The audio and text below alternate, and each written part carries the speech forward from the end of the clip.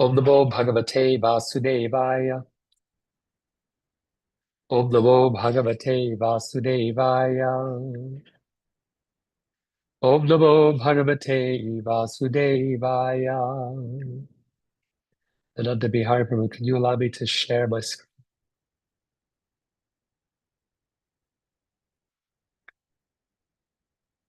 Sharing is not allowed. Oh, here we go. So, verse 6. Your grandfather, Yudhishthira, after completing his Ashvamedha sacrifices, asked Lord Achyuta this very same question while hearing the Lord's explanation on religious principles. What's the question? Essentially, why are your devotees poor? Why do your devotees struggle? And then we see that the devotees of the demigods can be very wealthy. And then there was more nuance to the question that Lord Shiva, he lives in the cave, or he lives out in the forest where he's meditating. And his devotees are very opulent. Krishna lives in palaces, and his devotees can be poor. A little paradox there that Parikam Maharaj has raised. Let's go to verse 7. This question pleased Lord Krishna, the king's lord and master, who had descended into the family of Yadu for the purpose of bestowing the highest good on all men.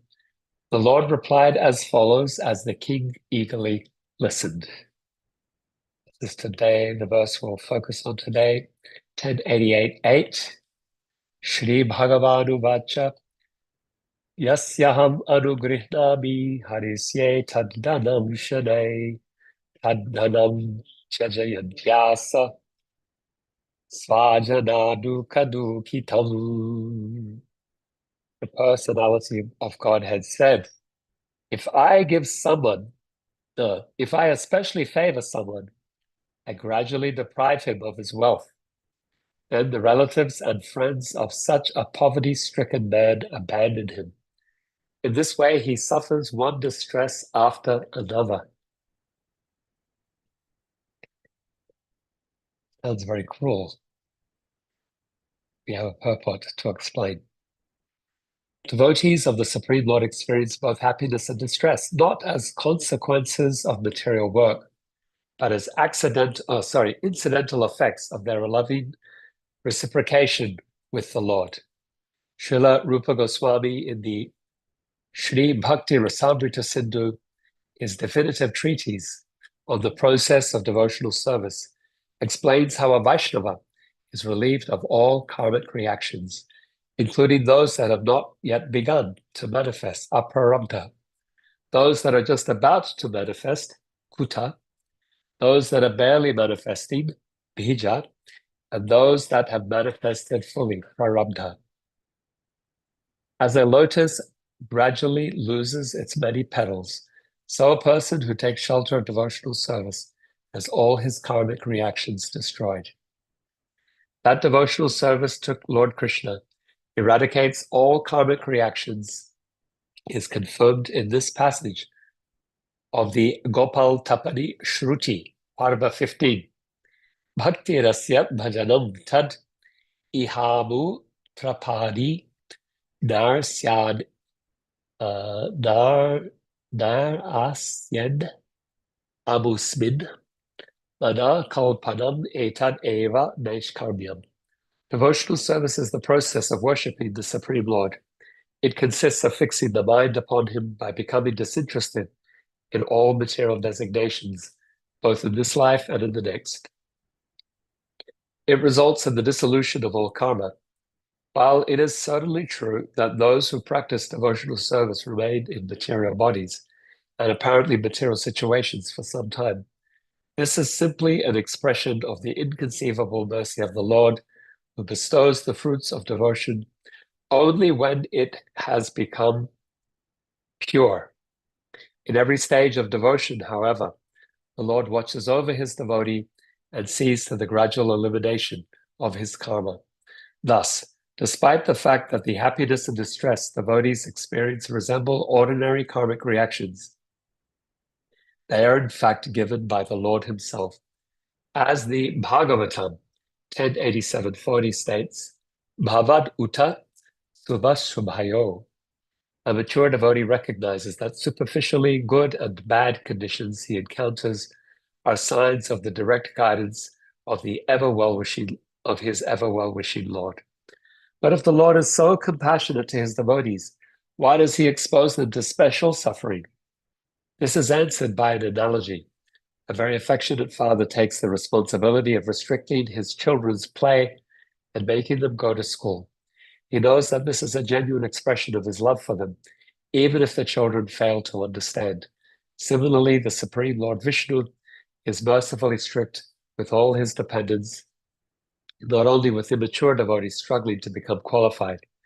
Even perfect saints like Prahlad, Dhruva, and Yudhisthira were subject to great tribulations, all for their glorification. After the battlefield of Kurukshetra, Sri Bhishmadev described to King Yudhisthira his wonder at this.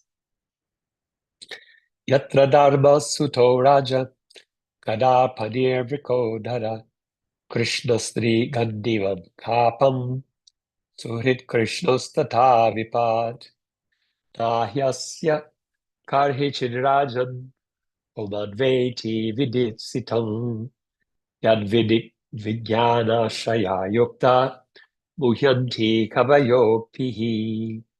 Oh, how wonderful is the influence of inevitable time. It is irreversible. Otherwise, how can there be reverses in the presence of King Yudhisthira, the son of the demigod controlling religion, Bhima, the great fighter with the club, the great bowman Arjuna with his mighty weapon Gandiva, and above all, the Lord and direct well-wisher of the Pandavas. O King, no one can know the plan of the Lord, Sri Krishna. Even though great philosophers inquire exhaustively, they are bewildered. Although a Vaishnava's happiness and distress are felt as pleasure and pain, just like ordinary karmic reactions, they are different in a significant sense. Material happiness and distress arising from karma leave a subtle residue, a seed of future entanglement. Such enjoyment and suffering tend toward degradation and increase the danger of falling into hellish oblivion. Happiness and distress generated from the Supreme Lord's desires, however, leave no trace after their immediate purpose has been served. Moreover, a Vaishnava who enjoys such reciprocation with the Lord is in no danger of falling down into nescience.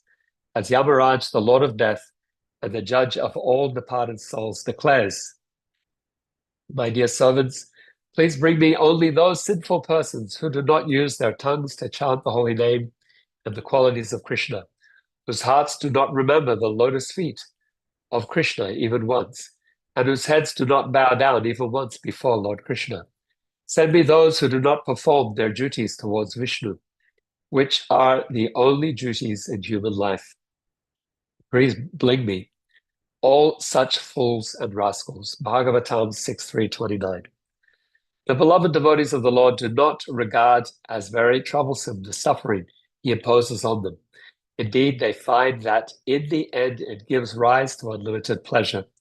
Just as a stinging ointment applied by a physician cures his patient's infected eye. In addition, suffering helps protect the confidentiality of devotional service by discouraging intrusions by the faithless. And it also increases the eagerness with which the devotees call upon the Lord to appear. If the devotees of Lord Vishnu are complacently happy all the time, he would never have a reason to appear in this world as Krishna, Ramachandra, Narasimha, and so on. As Krishna himself says in Bhagavad Gita 4.8, Paritranaya saranam vinashaya chiduskritam dharma samstapanataya sambhavami yuge yuge. to deliver the pious and annihilate the miscreants, as well as to re-establish the principles of religion. I myself appear millennium after millennium, and without the Lord showing himself on earth in his original form of Krishna and the forms of various incarnations, his faithful servants in this world would have no opportunity to enjoy his Rasa Lila and other pastimes. Srila Vishwanath Chakravarti here counters a possible objection. What fault would be there in God's incarnating for some other reason than to deliver saintly persons from suffering? The learned Acharya responds, my dear brother, this makes good sense, but you are not expert in understanding spiritual moods. Please listen. It is at night that the sunrise becomes attractive. During the hot summer, that cold water gives comfort. And during the cold winter months, that warm water is pleasing. Lamplight appears attractive in darkness, not in the glaring light of day. And when one is distressed by hunger, food tastes especially good. In other words, to strengthen the devotee's mood of dependence on him and longing for him, the Lord arranges for his devotees to go through some suffering. And when he appears in order to deliver them, their gratitude and transcendental pleasure are boundless.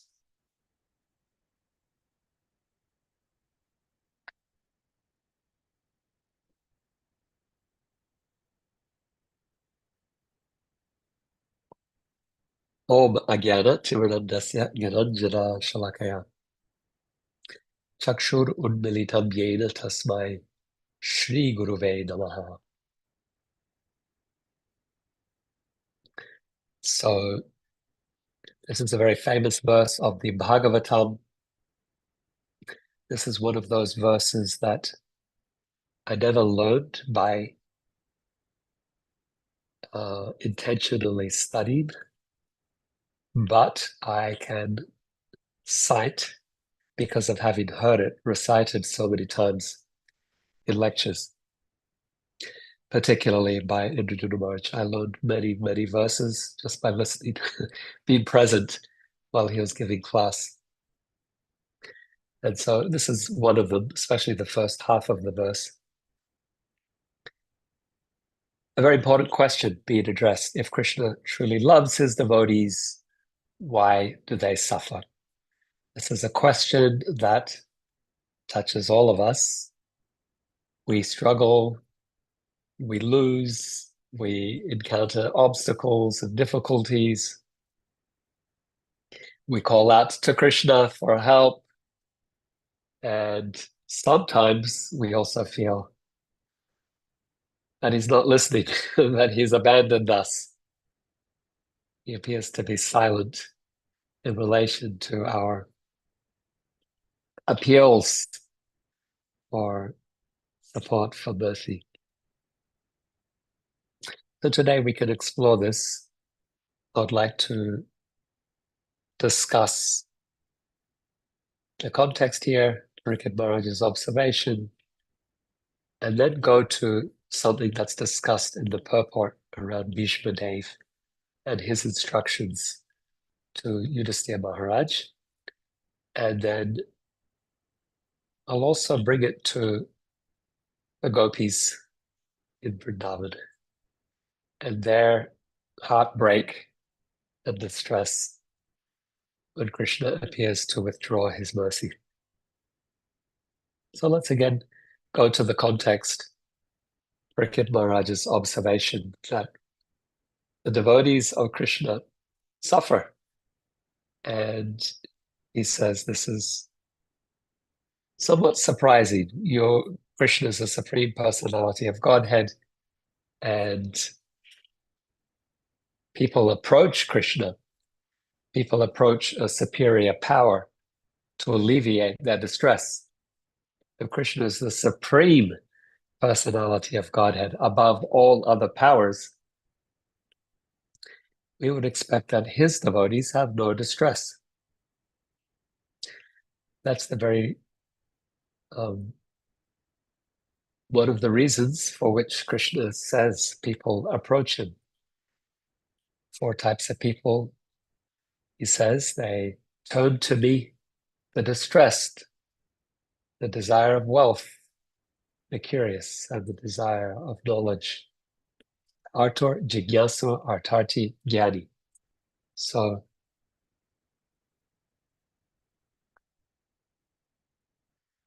um, if this assumption is there in people that God can alleviate distress, that Krishna is the supreme God, therefore his devotees should not suffer, and yet that assumption is challenged by our experience. Even in Parikshit Maharaj's own case, he was cursed to die in 7 days. And that's the position he finds him in. He's preparing for death due to this curse. And he will die in 7 days. And so as Parikshit raises the question, Sukadev, he says, yes, your grandfather,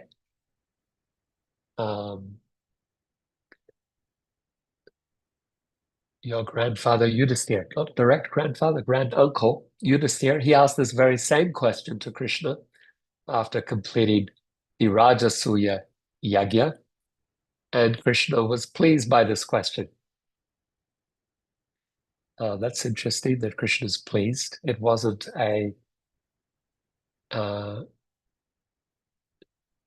why is Krishna pleased by the question? It wasn't a complaint that Yudhisthira Maharaj raises the question. It is a question born of sincere faith. Similarly with Parikshit, he's not criticizing Krishna. He's not angry at Krishna that Krishna hasn't protected him from the curse. Although Prabhupada says that Parikshit actually could have made that appeal and Krishna would have protected him. That's not where this question is coming from. He really wants to understand. He wants to go deeper into the truth here. And so Krishna's giving his response, and it's surprising. Krishna, he's not making excuses. He says, yes, it's true. You have observed correctly. Because when I favor someone, I gradually take away their wealth. Their friends and relatives abandon them. They suffer one distress after another. And so this is very shocking. Why would Krishna do this? And he'll explain in the subsequent verses why he does this. Essentially, when the material world fails us, then we finally turn to him with more sincerity, with more dependence. Kunti Rani, she says that Krishna is the property of those who are materially impoverished. And those who are trying to increase their lot with Janma, high birth, Aishvarya, opulence, Shruta, learning, Shribir, bodily beauty, they cannot approach Krishna with sincere feeling. But those who are akinchana gochara, and their appeal, who've given up their proclivity for material enjoyment, they can approach with sincerity. So this verse also touched Prabhupada in a profound way. He was prophesied at his birth to become very wealthy. The astrologers predicted that he would become one of the richest men in India. And he had this idea that he would enter into business. He was in the pharmaceutical business, that he would make a lot of money, and that he would use the funds to support his Guru Maharaj's mission. I think many devotees have this idea that they'll go into business, they'll make lots of money, and then they'll be able to support the Sankirtan movement, they'll be able to support Prabhupada's mission. So Prabhupada had that idea himself. He knew of the prophecy. He had good prospects with his connections in the pharmaceutical industry. And so he thought he would become very, very wealthy and support his Guru Maharaj's preaching mission. But Krishna had other plans. His business failed. His family was very disappointed. And over time, Prabhupada became very detached from all of that, and he responded to the repetitive dream he was having, whereas Guru Maharaj was telling him to take sannyas. During that time of struggle, this verse became a solace for him, or a way that he understood what was happening. He made sense of his situation on account of this verse. I am receiving Krishna's mercy, his special mercy. He's taking everything away, and he's forcing me to fully surrender to him. So rather than resist Prabhupada, he surrendered, he took sannyas, left everything behind, and fully dedicated himself to the preaching mission. He crossed the ocean to fulfill his Guru Maharaj's instruction to preach preach Krishna consciousness in the English language. And then he did become very wealthy. He became wealthy with a global mission, thousands of disciples, over 100 temples, and great material resources as well. The temples, the vehicles, and so on, for use in Sankirtan. So he became one of the richest men in India, not through business, but through Sankirtan. So we can reflect when Krishna takes something away from his devotee, he's preparing to give the devotee something greater. He can have that trust. He doesn't destroy the devotee, he redirects the devotee, repositions the devotee for another level of seva, of relationship. So let's discuss Bhishma. He was quoted in the purport. The context for those verses that were cited was after the Kurukshetra war. King Yudhisthira Maharaj was overcome by grief and guilt. What Arjuna experienced before the Kurukshetra war, Yudhisthira Maharaj had his moment, his meltdown after the war. He was supposed to ascend to the throne, but he couldn't. He couldn't justify all the bloodshed and the violence and the suffering that had been caused by that war. And he saw himself as the root of it. His desire for a kingdom had brought about so much suffering. And Krishna tried to preach to him. Krishna tried to reason with him and get him to ascend to the throne, but it wasn't landing. Yudhisthira Maharaj could not be consoled. And so Krishna took him to his grandfather, Bhishma, who was still lying on the battlefield on the bed of arrows. Bhishma, as we know, had a moon that he could leave this world at the time of his choosing. So he was waiting for the sun to reverse direction into the Uttara Shankranti, Uttarayana, when the sun is moving in the northern direction, and it is considered a more auspicious time to leave this world. So he was waiting for that. And so when Krishna and Yudhisthira approached him, Bhishma, he imparted some profound wisdom. We read these verses today where Bhishma is reflecting, you, Yudhisthira, are the son of Dharma. You're not just any king. You are the son of Dharma, Dharmaraj, Yamaraj. Your brother, Bhima, he is as strong as 10,000 elephants. Arjuna is the greatest archer in the world. And Krishna, the Supreme Personality of Godhead, is your personal well-wisher. And still you suffered so much difficulty. You have all suffered. Your mother, Kunti Rani, so much struggle. Your wife, Draupadi, has encountered so much difficulty. How is this possible? When you have Bhima and Arjuna standing to each side of you, when you have Krishna as your well-wisher, ready to conduct your will, to act as your ambassador, when you have these persons, the most powerful personalities on earth there to stand with you and support you, still you suffered, still you struggled. How is it possible? And Bhishma, he says, it's only possible because it must have been Krishna's plan. That's it. Krishna willed it. Otherwise, how has this taken place? Krishna willed that you would struggle as you have.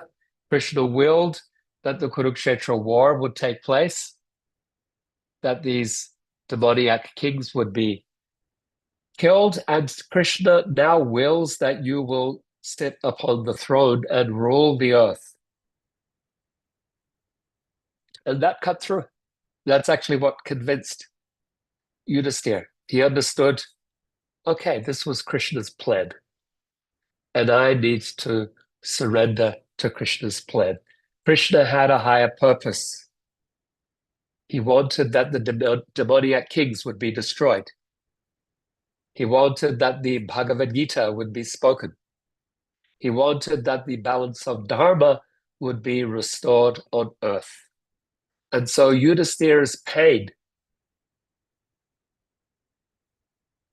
the struggle of the Kurukshetra war, served a higher purpose, and only Krishna could see that. And so the lesson for you and I is that when life appears not to make sense, that we've done all the right things, we've made the right moves, we've conducted ourselves. Yudhisthira was the most virtuous person living. We've conducted ourselves with virtue, but still things are not working. The lesson here is don't give up. You look up to Krishna and say, Krishna, I don't understand your plan, but I trust you as the planner. You have a purpose here, and I'm your surrendered servant. Okay, so I'd like to discuss one third context or example, and that is the Braja Gopis and their heartbreak as they assembled for the Ras Lila. Krishna called them, played his transcendental flute, as Sukadev Goswami describes in the full moon night of autumn, the autumnal full moon, most beautiful. Autumn is such a beautiful season. And then you have the full moon on an autumn night. And when Krishna saw that moon, his heart filled with so much love, and he expressed that through the sound of his flute, calling the gopis to be with him. And as he gave them his company, suddenly he withdrew and disappeared. And so the gopis, they searched the forest in anguish. Even Srimati Radharani was left behind. And when Krishna finally returned, the gopis asked Krishna, what kind of lover are you? Are you a merchant who only gives love to those who give them something in return? Is that who you are? Or are you the ungrateful one who receives love but feels nothing?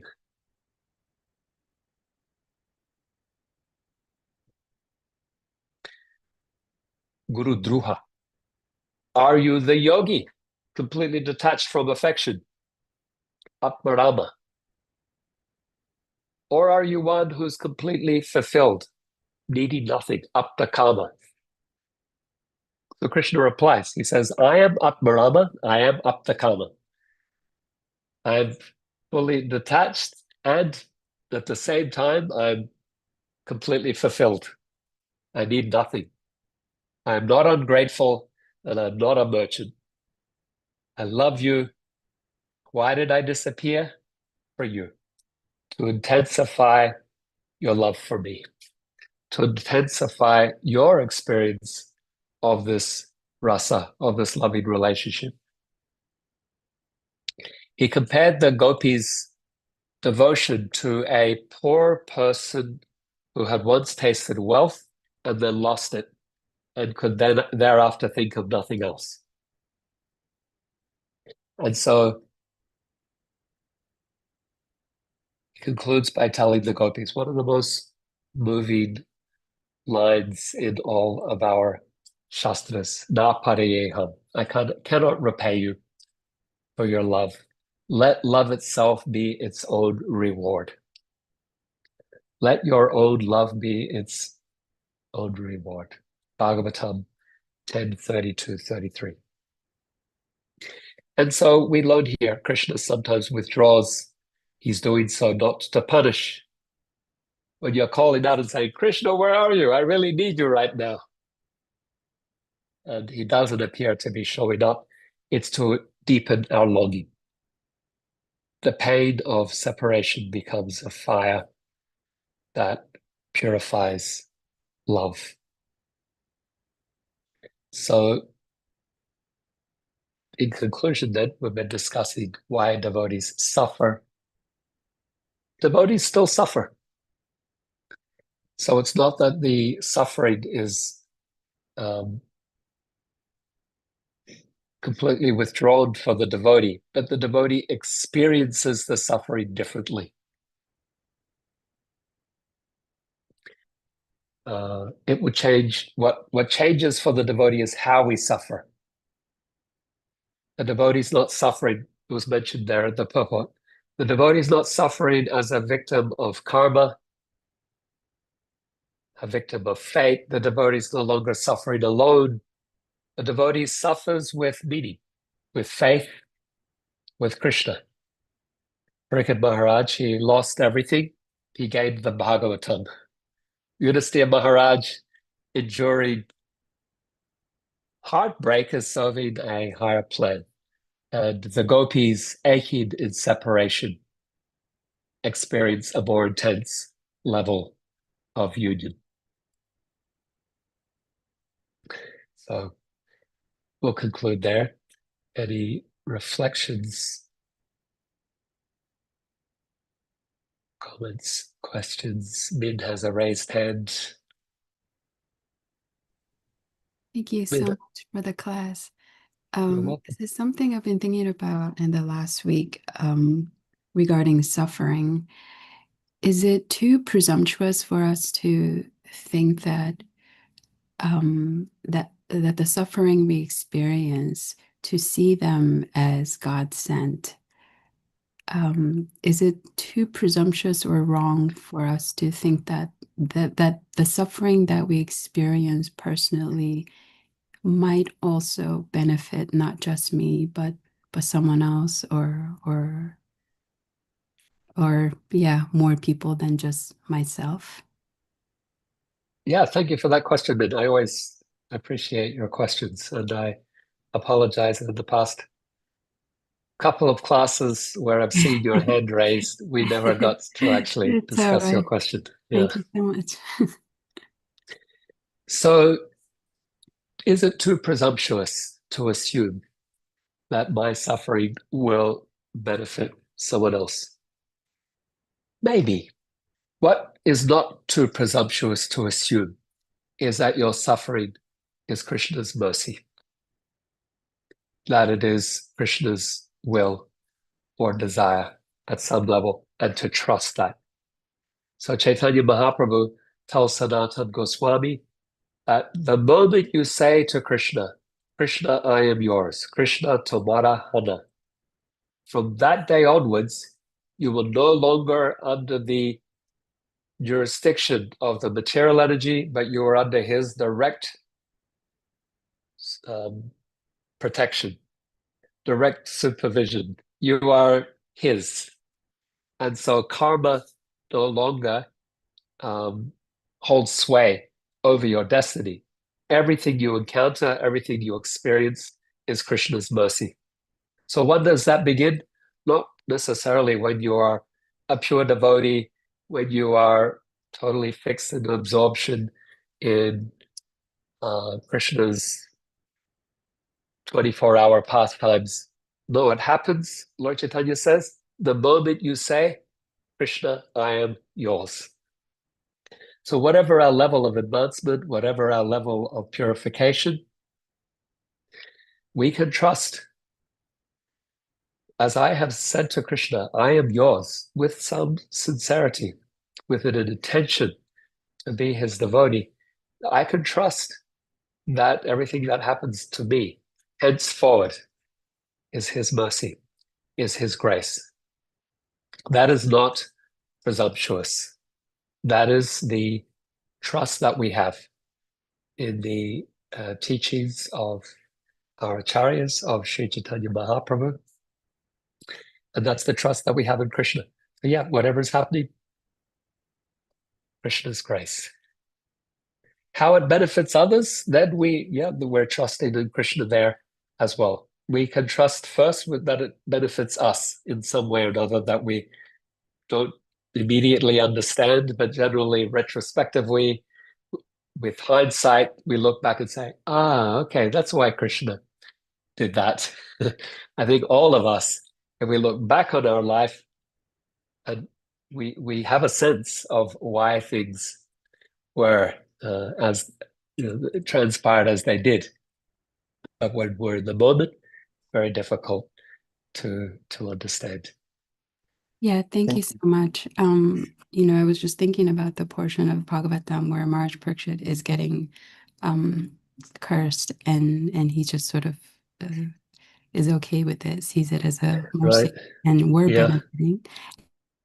I mean, obviously, I'm no Maharaj Parikshit, but I was thinking about a devotee who's very faithful and is going through, having very hard health problems. She has cancer, and she's doing the best she can, and I could see that she's so close to Krishna, but I just feel terrible about it. And I was just looking at her thinking about, is there a message there for me through her pain and through her suffering from Krishna? So this is, where my question was kind of stemming from. Right. Yeah. Thank you. Yeah, thank you. And then often you might look around and you might see how that's bringing together a community, or it's helping us to get deeper insight and realization. And so you might see that as well. Thank you. Yeah. Thank you, Min. I'm going to hand over to Bhima Prabhu, and then Sadhvi has a hand raised as well. Thank you, Sri Prahlad. Thank you. Once again, I always love the classes there, the cadence and making sure that we understand. First of all, am I not broken up? I'm in a weird place at the barn. Thank Can you, I be Prabhu. heard okay? Yeah, okay. Yeah, we hear you. Okay. Okay, so I just wanted to say that that's the wild thing. We promote ourselves by virtue of following red-letter principles into hopefully, resemblance or portions of our day are in the mode of goodness. Um, if we're lucky, if we're really transcendently lucky, we are promoted into pure goodness. But I don't know anything about that. All I know is that as much as we obey and follow the processes, we at least obtain goodness, and it lends some sobriety to our life, some equipoise, some depth, so that when the ocean, when the waves, when the storms come, you've got quite the deep keel underneath the boat to balance you. And that's what's great. But in that, to whom much is given, much is asked. And I just think that as devotees, in the beginning, it's about bliss and ecstasy. And that cultural variety and subtleties, the aesthetic subtleties of Ras and all that. It's just a wonderful treasure that we've been given, and we tend to kind of spiritually enjoy, and there's nothing wrong with that. But then Krishna says, now I'm going to give you a storm. And by vying, cutting your sails, pulling down your passions, and hunkering down, and turning off the engine, etc., you are able to ply the storm. You're able to make it through to port. But there was a storm sent nonetheless. And what Min was asking, is it just a storm we're going through? It deepens us. It makes us able to, I mean, what do they say a pure devotee is? One who is not provoked. One takes, of course, what happens to the Pandavas, but also everybody in our own lives, whether it be cancer or any number of troubles, that will necessarily come upon us. And Prabhu, you say that Krishna takes hand, so it actually increases our faith, because sometimes we can see things like instant karma. That's a wild one, to knowingly step out of line, and then just to be aware of the immediate reaction. Krishna does these things to say, I'm here and I'm not going to let you do this, or I'm here and let me set you on the straight and narrow, or here's Maya, let her burn you. So what's wonderful about this is that the treasure isn't always wonderful prasad and dancing, chanting, and feasting, but also that sort of like taking on that helm of, like Arjuna, where you're going to war within yourself, to do the work, to get over certain impasses in your psyche. The mind, I don't know, Prabhu, who said it, but they said the material desires are, or the gross desires are like the top of cream of the milk, but the milk goes down 10 times deeper in a bottle. The cream is only at the top, but the milk is the mind. I don't mean to denigrate milk, but the milk is the mind is 10 times harder to overcome. So there's all these wars that we have to have within, that lead to that unique quality that marks the progress of a devotee, which is humility, even to the point of humiliation. So it is, Prabhu, could you just like maybe elaborate a little bit on the devotee's responsibility to not only welcome, this is a tough one, to welcome hard times, but also to do their best to always remember, what is it that I'm supposed to be learning here? How do I get over, how do I ply this storm? So that, as Min asked, what does it do for other people? Well, nobody but an alcoholic can help to be the dearest friend and confidant of another alcoholic, to bring them out of it. Nobody can help but somebody who's been there. Nobody who hasn't walked a path through the woods that's not marked very well, as in, except somebody who has done that pathfinding before, who maybe even cut the path. You've been there, done that. Only the people who have experienced it. You can read all the books you want, but until you experience something firsthand and then get through it by virtue of the philosophy and a different type of consciousness, you can therefore take someone by the hand. You say, this way. Prahlad, could you unpack that a little bit? Hare Krishna. Thank you, Viva Prabhu. Beautiful. I think the Radha Muralidhar are going to give their darshan to us now, but we can continue after. There we are. Very deep insights there, Biba Prabhu. Deeply appreciated.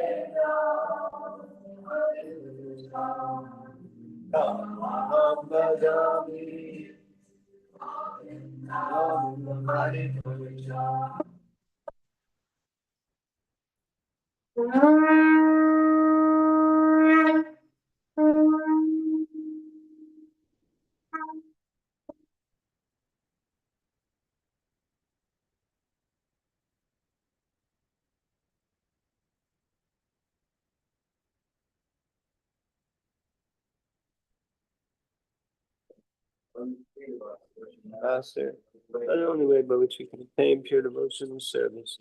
I bow down to his lotus feet, create all in reverence. My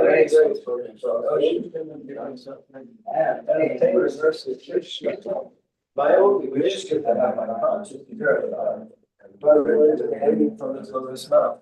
Attachment to the lotus feet is the perfection that fulfills all ends.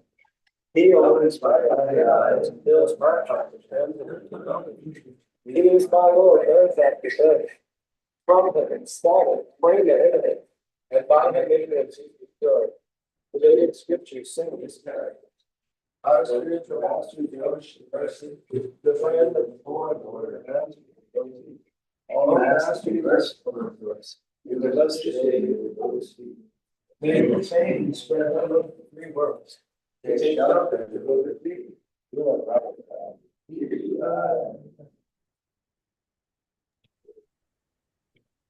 Hare Krishna. So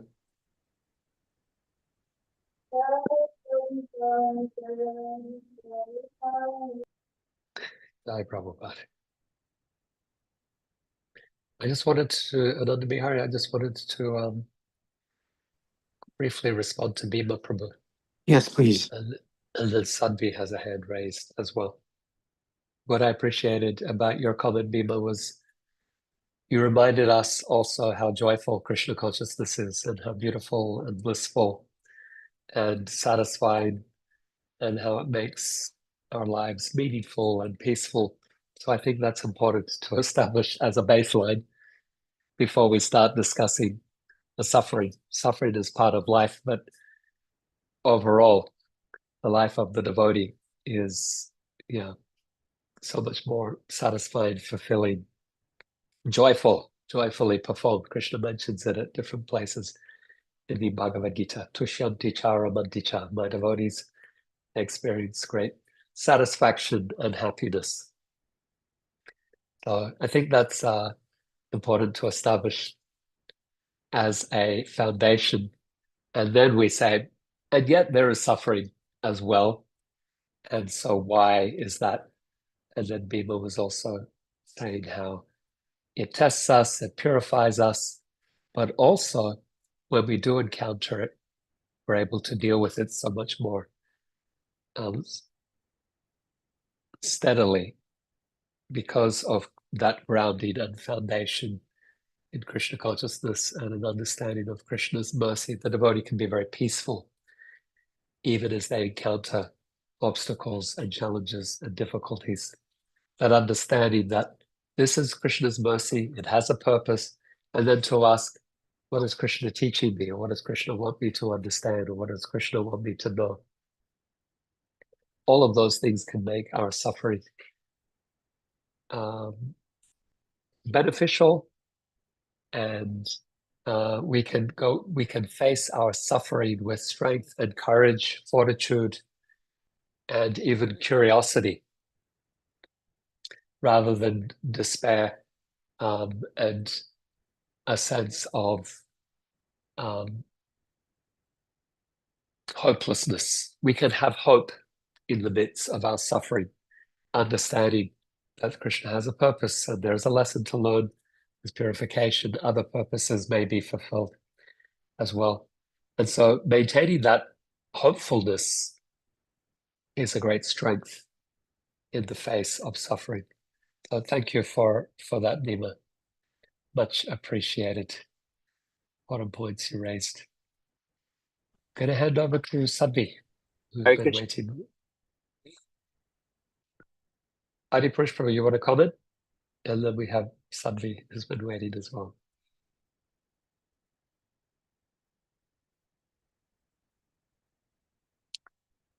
Okay, Adi Pushpa seems to have frozen. So we'll go to you, Sadhvi. Hare Krishna, and thank you very much for today's class.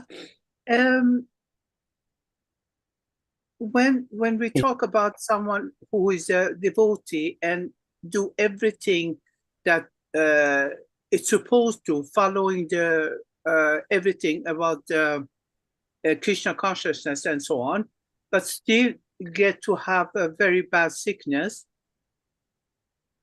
In the same time, when I'm thinking, I have read and learned that when you do austerity, when you go through something willingly, it's purify your loved one and purify your ancestor, even your ancestor, right? So what is the difference between that and this one? Could, for instance, if I am attached to someone in my family, very attached, but in the same time, I am devotee and I'm doing everything that I have to do, or that I know I have to do to be a devotee, wouldn't this attachment make so that I cleanse this person that I'm attached, cleanse it by getting maybe sickness or something, just to free this person also? Okay, yeah, thank you for that. So a couple of thoughts came to my mind. In Vedic thought, in Vedic practice, there are two ways that people consciously work to mitigate suffering by their own actions. One is that they perform austerity. So if somebody performs an austerity, they say, I am voluntarily in facing the suffering, encountering the suffering, and by doing this, I will burn down whatever negative karma waits in front of me. Or I might do it for someone else. But the idea is that the yogi sits in front of the hot fire during the summer or keeps up to the neck in cold water in the winter. And by doing that, they are diminishing all of their store of negative karma or suffering that they might have ahead for them. So voluntarily accepting suffering is a way that yogis, not just yogis, pious Hindus. So pious Hindus might do that as well as a vrata, that I will do this for so-and-so. I will fast every Thursday to help my family member who's struggling with one other thing or another. Well, that's one way that Hindus embrace suffering as austerity or vratas in order to mitigate other suffering that might be ahead that they can't control, that might be imposed on them. The other way they do it is by charity. So you give up something that you're attached to voluntarily. You go and make a donation somewhere. You hand over money or some grain or some other thing of value to others, to a cause, ideally to qualified personalities, brahmanas, Vaishnavas, temple, but otherwise to the poor as well. So these are other ways that pious Hindus deal with any suffering that might be ahead that is out of their control. They deal with it in a controlled way through austerity and through charity. What does the devotee do? The devotee surrenders to Krishna. They offer their hearts to Krishna and they trust that what they experience is Krishna's mercy. So to your point, will your families or those that you are have affection towards be benefited by your devotion? Yes. Prahlad Maharaj, he was assured of that by Narasimhadev. He said, 10 generations of your family are purified because of your being a devotee. So your father, Hiranyakashipu, he's already liberated. So that will happen.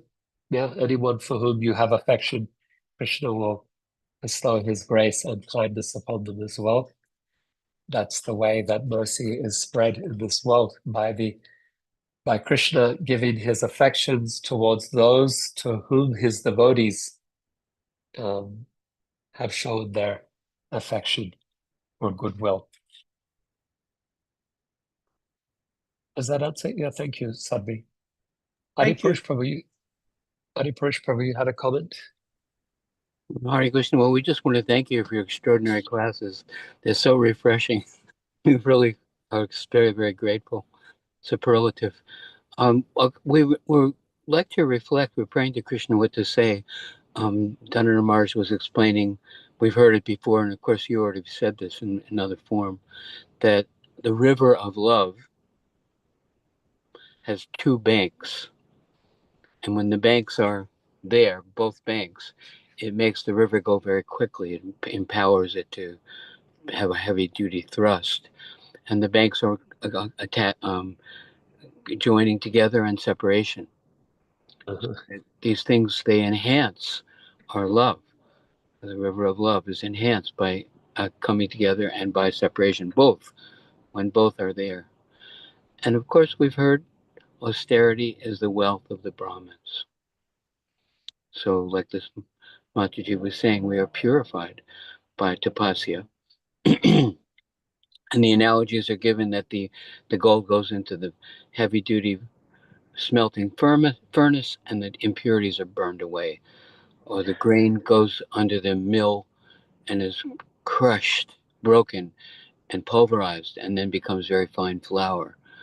Or there's one more analogy about the potter and the clay, how the Lord is shaping us, you know, have thine own way, Lord. You are the potter, I am the clay. And so we are accepting these apparent difficulties and understand, like you explained so nicely, that they're a blessing in disguise, that it's Krishna's arrangement to enhance our love for him. Anyway, you've already said everything perfectly. It's hard to add anything to your classes, but that's what Prabhupada gave us to share. Well, glories to Prabhupada. Hare Krishna. Sorry to talk so long. Hare First Prabhu, can you give so you had the two banks of love. We love that. Viraha and Ambog. And then you had three just now. One was the mill crushing the grain, one was the potter and the clay, and the other I didn't catch the first. The gold. The gold? In the smelting heat, the Okay. impurities had burned away. Right. Yeah. Thank you. So Lovely. they seem to be adversary, the pressure of the mill, the heat of the fire, the hands of the potter pushing us this way and that way, but it's formative, and we're benefited and we're purified, and we're and our love for Krishna is enhanced by these apparent awkward, sometimes even painful things that come on us. Also coal, right? When it's compressed, it becomes a diamond. Yeah. And remember, after that clay gets through the potter's wheel, which is as Adi said, formative, then you got to be glazed and put in a fire. Right. The kiln, yeah. It just doesn't end. That's the whole thing. Yeah. Wonderful. But So when we know rich. there's a loving hand behind it, and it's not just chaos, and it's not just punishment, and we can be grateful for it, and we can say, Lord, how can I serve you under this circumstance? Devotional service puts us on the track of perceiving things differently. We think about it, the Bhagavatam is all about that, right? There's just stories of different struggles and challenges, obstacles that devotees are facing, and then how they do so and are purified in the process, receive Krishna's mercy. Vaishya Shekhar Babu recently said that the demoniac or materialistic mentality is how to fix things to be the way I like them, whereas devotees are inclined to say, well, no, I'm not going to change the situation, but my perception, the way I'm responding to it, is what is improving. Yeah. Grateful. Thank you for your loving hand, Krishna. How can I serve you under this circumstance? Hare Krishna. Thank you, Prabhu.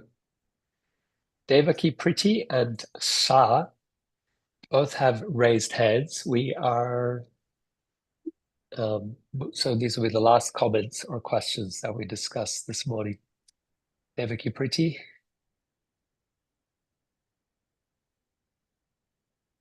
Hare Krishna. Hare Krishna. Thank you so much for your class, Sri Prahlad Prabhu, and I really appreciate the topic today with talking about devotees and how they might go through suffering and the what's behind them. And that's just very timely for me, so I feel really grateful for your perspective and the stories that you shared, just helping me understand that deeper. So thank you so much for just helping me see deeper, because I just feel very happy, and all devotees sharing their reflections. So thank you everyone so much. It's really helpful for me today. So thank you. Just wanted to share some gratitude. Yeah, thank you. Yeah, we are grateful for your sharing and helping us to appreciate the relevance and how this helps us in life. Thank you for that. Shah, over to you. You get the last word in here. Good morning, Hare Krishna. I'm of the same resonance with Devaki about I have a lot of gratitude because I'm finding that a lot of my self-inquiries and contemplations are being precisely clarified and answered. So I want to share my gratitude in that, and I hope that you feel strengthened and knowing that you're really helping a lot of people. And I also extend this to the other devotees as well. Min had said something about the benefits of suffering, I think, for other people potentially. And Bhima said something about there's a certain what do I say? There's a special type of medicine, I think when you suffer. And I think Bhima was saying something to the effect of when you experience it, you truly understand the wisdom of it. And I would like to expand on that. Um I think that other people can also benefit from the sufferings of another person. Well, crazy wording. And I think that's through compassion. I know that's a word that's said quite a bit, but I think that we can receive these transmissions when we have a heart open to that type of thing. And I even dare to say that perhaps that's what we're seeing politically as well. Um, there seems to be a lot of astringency in terms of like heart to heart connections and seeing another person as a human being. But I think maybe that's the benefit of that potentially. And I also wanted to say that I'm really grateful that you made the point of being curious about suffering. Um, I myself have had the good fortune of being very skilled at suffering. And that helps quell a lot of my thoughts. Hare Krishna. Thank you. Thank you for that, Shah, and for raising the point of compassion as well. There's a verse by Srimati Radharani who says, no one can understand another person's heart. And she's expressing that in the depths of her pangs or pain of separation from Krishna. And she's saying it to Krishna, essentially, you can't understand me. You can't understand what I'm experiencing here. Sometimes Krishna places us in a position of suffering that we can have a sense of the struggles that others encounter and experience, and that makes us more compassionate, makes us, it enables us to connect with the pain and suffering with others and to connect with them in a profound way. We are able to see ourselves in their struggle, and on account of that, then there is an empathy and a connection and a willingness to help as well. And so it brings something very, very important, very profound, and nice how you linked it also to Min's question.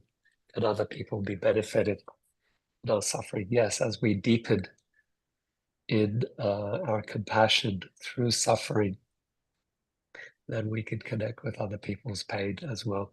One thing Srila Prabhupada does about others benefiting from our suffering is glorifying the devotees by saying that in spite of difficulty, they're going on in devotional service. When Prabhupada suffered to bring this to us, and when we see that, we appreciate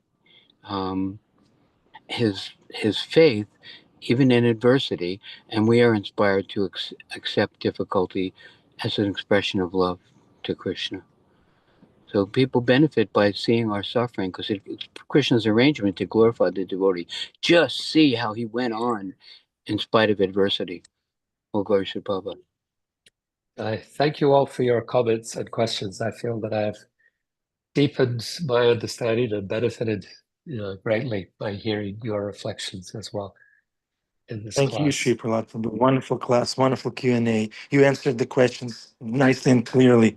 Thank you very much. Henry Prabhu, please recite the Maha Mantra to complete the offering that Sri Prahlad Prabhu made today. Henry Prabhu. Hare Krishna, Krishna Krishna, Hare Hare, Hare Rama, Rama Rama, Hare Hare. Cool. Thank you, Prabhu. Thank you very much. Hare Krishna. Yes.